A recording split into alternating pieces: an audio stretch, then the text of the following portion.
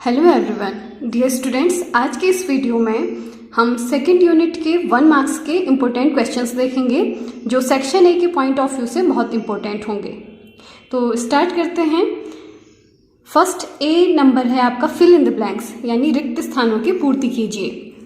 इसमें first question है आपका वैद्युत आवेश का मात्रक, unit of electric charge is dot dot. तो आपको बताना है कि इलेक्ट्रिक चार्ज की यूनिट क्या होती है। तो इलेक्ट्रिक चार्ज की यूनिट आप सभी को पता होगी। इलेक्ट्रिक चार्ज की यूनिट होती है कूलॉम।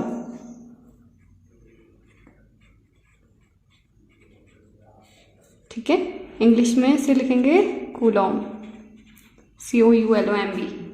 इसका सिंबल आप C से डिनोट करते हैं। उसके बाद बात करते हैं नेक्स्ट क्वेश्चन की। सेकेंड क्वेश्चन है आपका वैद्युत क्षेत्र की तीव्रता का मात्रक है, unit of intensity of electric field is dot dot. तो वैद्युत क्षेत्र की तीव्रता E इक्वल्स होता है F/Q, यानी कि electric force per unit charge. ठीक है, तो वहां से उसकी आप यूनिट फाइंड आउट करोगे तो यूनिट आपकी निकल के आ जाएगी यहां पर न्यूटन पर कूलॉम, क्योंकि F/Q है तो F की यूनिट हो जाएगी न्यूटन और नीचे जो Q है उसकी यूनिट हो जाएगी कूलॉम। तो ये यूनिट होगी आपकी न्यूटन पर कूलॉम। नेक्स्ट क्वेश्चन लेते हैं। नेक्स्ट क्वेश्चन है 1 volt into 1 Coulomb dot dot के बराबर होता है। 1 volt into 1 Coulomb is equal to dot dot. तो आपको बताना है ये किसके बराबर होता है। तो देखिए, वोल्ट किसके लिए यूज करते हैं आप? पोटेंशियल डिफरेंस के लिए यूज करते हैं। और कूलॉम किसके लिए यूज करते हैं? चार्ज के लिए यूज करते हैं, आवेश के लिए। ठीक है, यानी कि जो वोल्ट है ये आपका इलेक्ट्रिक जो पोटेंशियल है या फिर पोटेंशियल डिफरेंस है उसका मात्रक होता है, और कूलॉम होता है आपका आवेश का मात्रक। ठीक है, तो इस पर बेस्ड एक आपका फॉर्मूला है V इक्वल्स W/Q, जहां V होता है पोटेंशियल, W होता है वर्क डन, अपॉन Q होता है चार्ज। ठीक है, तो वहां से आप देखेंगे V की वैल्यू रखेंगे 1 वोल्ट और Q की वैल्यू रखेंगे 1 कूलॉम। तो आपके पास जो इक्वल्स आएगा वहां पर वो होगा W। तो W जो होगा वो कितना होता है उसका मात्रक जूल। तो इसका आंसर यहां पर आपका होगा 1 जूल। ठीक है, क्योंकि V इक्वल्स W/Q होता है उस फॉर्मूले से। नेक्स्ट क्वेश्चन देखिए। नेक्स्ट क्वेश्चन है आपका 4th नंबर का, फैरेड डॉट डॉट का मात्रक है, यानी farad is the unit of dot dot. तो आप सभी को पता है कि फैरेड जो है वो आपकी कैपेसिटर की कैपेसिटी, या सिंपली आप ये कह सकते हैं कि कैपेसिटी का मात्रक है। Unit of capacity is farad. तो यहां पर हम लिख सकते हैं farad is the unit of capacity. ठीक है, और हिंदी में इसे हम लिखेंगे धारिता। नेक्स्ट क्वेश्चन 5th नंबर का है आपका, डॉट डॉट एक अचालक पदार्थ होता है जो संधारित्र की प्लेटों को एक दूसरे से पृथक करता है।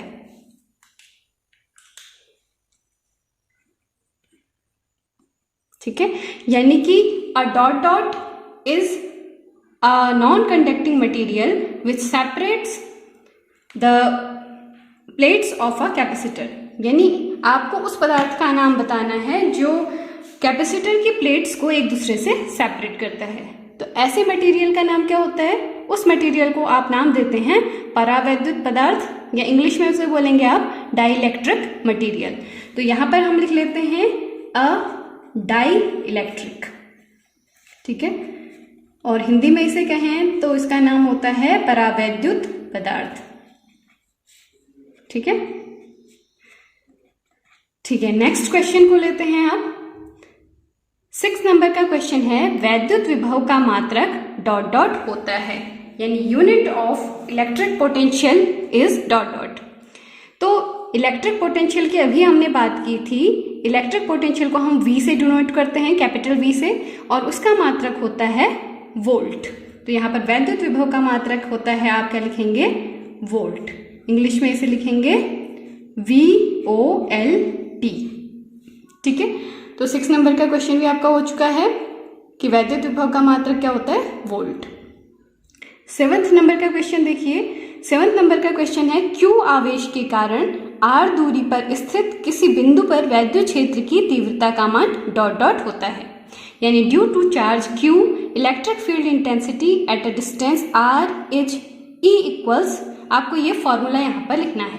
ठीक है, तो फॉर्मूला इसका क्या होता है, E इक्वल्स होता है आपका formula 1/4 pi epsilon not Q upon r square. ठीक है, ये आपका फॉर्मूला होता है। इसे मैं और क्लियरली लिख देती हूँ यहाँ पर। ये होता है 1/4 pi epsilon not Q upon r square. ये E इक्वल्स का फॉर्मूला होता है, यानी इलेक्ट्रिक फील्ड इंटेंसिटी का ये फॉर्मूला है। नेक्स्ट क्वेश्चन को देखते हैं। नेक्स्ट क्वेश्चन 8 नंबर का है आपका 1 pico farad equals dot dot farad. F जो है वो फैरेड के लिए लिखा गया है यहाँ पर। ठीक है, और P का मतलब है पिको। ठीक है, तो आपको बताना है कि एक पिको फैरेड में कितने फैरेड होते हैं। तो एक पिको फैरेड में आपके होते हैं 10⁻⁻12 फैरेड। ठीक है, और पिको फैरेड को आप माइक्रो फैरेड भी कह सकते हैं। ठीक है, उसके बाद नेक्स्ट क्वेश्चन देखते हैं 9 नंबर का। ये है आपका कि एक इलेक्ट्रॉन पर आवेश का मान डॉट डॉट, यानी value of charge on 1 electron. आपको बताना है कि एक इलेक्ट्रॉन पर कितना चार्ज होता है। आप सभी जानते होंगे एक इलेक्ट्रॉन पर चार्ज होता है 1.6 × 10⁻⁻19 कूलॉम। ठीक है, तो इतना चार्ज होता है एक इलेक्ट्रॉन के पास, और वो भी ऋणात्मक चार्ज होता है, इसलिए आप इसके सामने माइनस साइन भी लगा सकते हैं। ठीक है, तो ये थे आपके फिल इन द ब्लैंक्स। अब नेक्स्ट हम देखेंगे इसके बाद यहाँ पर आपके ट्रू फॉल्स टाइप के क्वेश्चंस। ट्रू फॉल्स यानी सत्य या असत्य कथन है, उसकी आपको पहचान करनी है। तो इसमें पहला क्वेश्चन है आपका, संधारित्र की धारिता का सूत्र C इक्वल्स Q × V है। Formula for capacity is C equals Q × V। अब अगर आपने संधारित्र के बारे में अच्छे से पढ़ा है, उस टॉपिक को जाना है, तो आपने वहां देखा होगा कि कैपेसिटी का फॉर्मूला होता है C equals Q upon V। ठीक है, यानी किसी कैपेसिटर को Q चार्ज देते हैं तो उसका पोटेंशियल V अमाउंट से बढ़ जाता है, और इसलिए उसकी कैपेसिटी C कहलाती है Q अपॉन V। ठीक है, तो यहाँ पर ये स्टेटमेंट क्या होगा, फॉल्स, क्योंकि C equals Q dot V नहीं होता है। क्या होता है formula, C equals Q upon V। तो ये स्टेटमेंट है आपका फॉल्स, यानी असत्य। नेक्स्ट देखिए, सेकेंड नंबर का आपका क्वेश्चन है, समांतर क्रम संयोजन में प्रत्येक संधारित्र पर आवेश समान होता है, यानी charge on each capacitor in parallel combination is same. आपको यहाँ पर ये बताना है कि ये स्टेटमेंट ट्रू है या फॉल्स है। तो आपने देखा होगा जब कैपेसिटर्स को हम पैरेलल कॉम्बिनेशन में जोड़ते हैं, यानी कि समांतर क्रम में संयोजित करते हैं, तो चार्ज जो होता है, अगर आपने 3 कैपेसिटर लगाए हैं और उसके दोनों साइड एक एक आपका टर्मिनल है, तो तब जो चार्ज आप उस कॉम्बिनेशन को दे रहे होंगे, वो चार्ज हर कैपेसिटर पर जाके डिस्ट्रीब्यूट हो जाता है। ठीक है, यानी कि चार्ज वहां पर स्प्लिट हो जाता है। तो हर कैपेसिटर पर चार्ज सेम नहीं होता है। ये बात मैंने आपको कैपेसिटर के टॉपिक वाली वीडियो में भी बताई थी, कॉम्बिनेशन ऑफ कैपेसिटर्स में बताई थी। अगर वो वीडियो नहीं देखा है तो मैं उसका लिंक डिस्क्रिप्शन बॉक्स में आपको दे दूंगी। तो यहाँ पर आप ये बात जान सकते हैं कि समांतर क्रम संयोजन में प्रत्येक संधारित्र पर आवेश समान नहीं होता है, बल्कि प्रत्येक संधारित्र पर यहाँ विभवांतर समान होता है। ठीक है, तो ये कथन भी क्या है आपका, असत्य। ठीक है, यानी कि ये एक फॉल्स स्टेटमेंट है।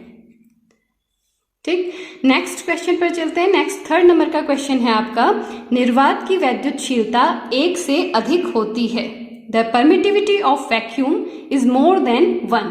ठीक है, परमिटिविटी, वैक्यूम की परमिटिविटी जो है उसे एप्सिलॉन नॉट से हम रिप्रेजेंट करते हैं।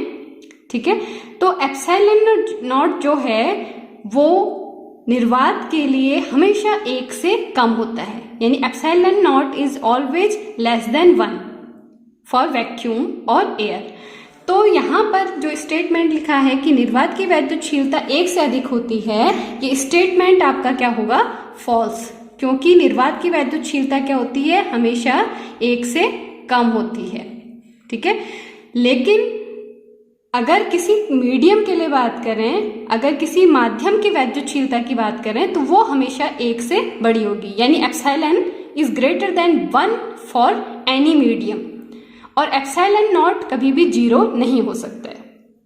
ठीक है, नेक्स्ट क्वेश्चन पर चलते हैं। 4th नंबर का क्वेश्चन है, कुचालक का परावैद्युतांक अनंत होता है। Dielectric constant of an insulator is infinite. ठीक है, तो आपको बताना है कि ये कथन सत्य है या असत्य। तो अगर हम डाइलेक्ट्रिक्स की बात करें तो जो कुचालक होते हैं उनका डाइलेक्ट्रिक कांस्टेंट हमेशा 1 से बड़ा होता है और इनफाइनाइट से छोटा होता है, यानी कि डाइलेक्ट्रिक कांस्टेंट 1 से बड़ा होगा और अनंत से छोटा होगा। तो यहां पर इसने ये कहा है स्टेटमेंट कि परावैद्युतांक अनंत होता है, तो अनंत कभी नहीं हो सकता यहाँ पर। ठीक है, तो कुचालक का परावैद्युतांक अनंत होता है, ये स्टेटमेंट आपका क्या हो जाएगा, फॉल्स स्टेटमेंट। ठीक है, और इसका रीजन क्या है मैंने आपको बता दिया कि कुचालकों के लिए जो परावैद्युतांक k होता है that lies between 1 and infinite. ठीक है, उसके बाद नेक्स्ट क्वेश्चन को देखते हैं। नेक्स्ट क्वेश्चन है 5th नंबर का, वैद्युत क्षेत्र की तीव्रता एक सदिश राशि है। Intensity of electric field is a vector quantity. तो आपको बताना है कि ये स्टेटमेंट ट्रू है या फॉल्स। तो देखिए, इलेक्ट्रिक फील्ड इंटेंसिटी जो है वो डिपेंड करती है चार्जेस के बीच लगने वाले फोर्स पर। ठीक है, तो वहां पर आप देखेंगे कि इलेक्ट्रिक फील्ड जो है, इलेक्ट्रिक फील्ड इंटेंसिटी के पास अपना मैग्नीट्यूड भी होगा उस समय और उसके पास डायरेक्शन भी होगी, क्योंकि इलेक्ट्रिक फोर्स जो होता है वो 2 टाइप का होता है, फोर्स ऑफ रिपल्सन और फोर्स ऑफ अट्रैक्शन। तो फोर्स के पास डायरेक्शन होगी तो इलेक्ट्रिक फील्ड इंटेंसिटी के पास भी अपनी डायरेक्शन होगी। ठीक है, तो ये स्टेटमेंट आपका क्या होगा, ट्रू यानी कि सत्य। ठीक है,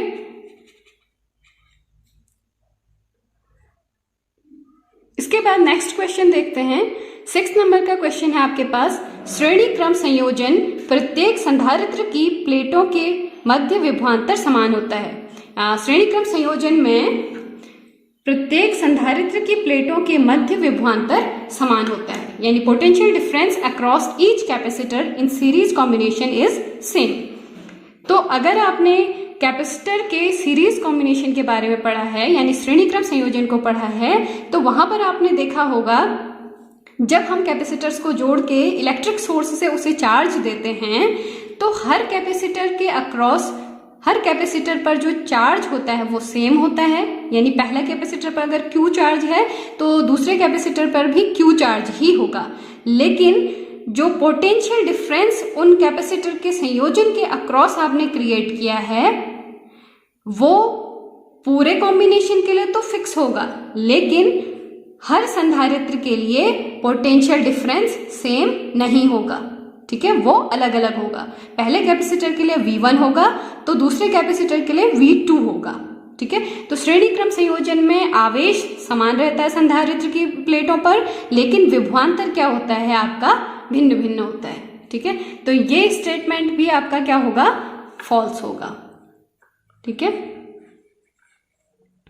यहां पर मैं कंबाइंड वे में एक बात बता देती हूं कि समांतर क्रम संयोजन में हमेशा ध्यान रखिएगा कि समांतर क्रम संयोजन में प्रत्येक संधारित्र पर विभवांतर समान होता है, यानी वहां पर पोटेंशियल डिफरेंस हर कैपेसिटर का सेम होता है। और श्रेणी क्रम संयोजन यानी कि सीरीज कॉम्बिनेशन में आपके कैपेसिटर की प्लेट्स पर चार्ज सेम होता है। ठीक है, तो अगर आपको वो चीज पता है तो ये जो 2 क्वेश्चन आए थे आपके 2nd नंबर पर और ये जो 6th नंबर पर है, ये आप इजीली सॉल्व कर सकते हैं। लास्ट क्वेश्चन लेते हैं ट्रू और फॉल्स का। किन्हीं 2 आवेशों के मध्य लगने वाले वैद्युत बल का मान कूलॉम के नियम की सहायता से ज्ञात करते हैं। इलेक्ट्रिक फोर्स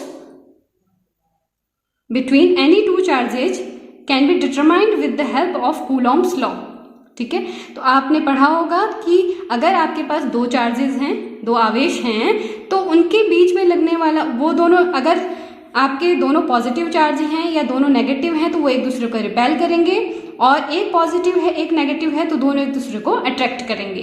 तो कहने का मतलब है 2 चार्ज अगर एक दूसरे के सामने आप कभी लाएं तो वो उस पर एक इलेक्ट्रिक फोर्स लगाएंगे, और उस इलेक्ट्रिक फोर्स की वैल्यू कितनी होगी ये आप डिटरमाइन करोगे कूलॉम्स लॉ की हेल्प से। ठीक है, तो यहाँ पर इसने कहा है कि दो आवेशों के मध्य लगने वाले वैद्युत बल का मान कूलॉम के नियम की सहायता से ज्ञात करते हैं। तो ये स्टेटमेंट क्या है आपका, सत्य है, यानी कि ट्रू है।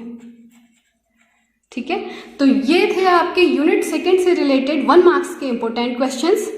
अब आप क्या कर सकते हैं, आपके पास जो भी बुक है उसमें आपकी यूनिट सेकंड से रिलेटेड ऑब्जेक्टिव क्वेश्चंस बुक के लास्ट में भी दिए रहते हैं, तो उन्हें भी सॉल्व करने की कोशिश कीजिएगा। और ये कोशिश करिए कि इस यूनिट से रिलेटेड जितने भी फॉर्मूले हैं उनको अपनी नोटबुक में नोट कर लें, क्योंकि कई बार उन्हीं फॉर्मूले पर बेस्ड आपके 1 मार्क्स के क्वेश्चन बन जाते हैं। साथ ही जो उस यूनिट में आपके डिफरेंट फिजिकल क्वांटिटी के मात्रक आपको जो दिए होंगे उनको भी आप याद कर लीजिएगा, क्योंकि ये 1 मार्क्स में बहुत आपकी हेल्प करते हैं। आशा है वीडियो आपको पसंद आया होगा। मिलते हैं नेक्स्ट वीडियो में। Thanks for watching this video.